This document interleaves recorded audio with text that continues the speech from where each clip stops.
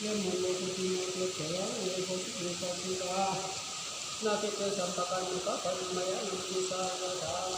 ตุปะตุระปะตุระกัสสะเถระปะเตนะวะระวิปัสสนาปะปัสสะเถระสนะระยามินาเห็นสิกขามังคนอุโมเตเถระลามาบวสกาเมโอวาบุญไส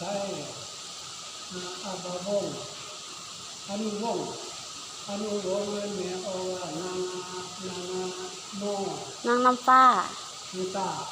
น้ำฟ้าไสยวงศ์นางฟ้าเสนาวงและเมโอวา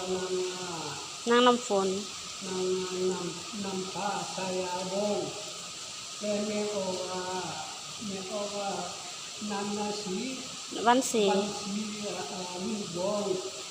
และคนละญาณกับคนที่เป็นสหายอินทร์มุตวะเป็นนบุญมีกัดมาลามาไปหานางหัวน้ำตาอย่างไรที่ลูกขยันน้ำออกแล้วผู้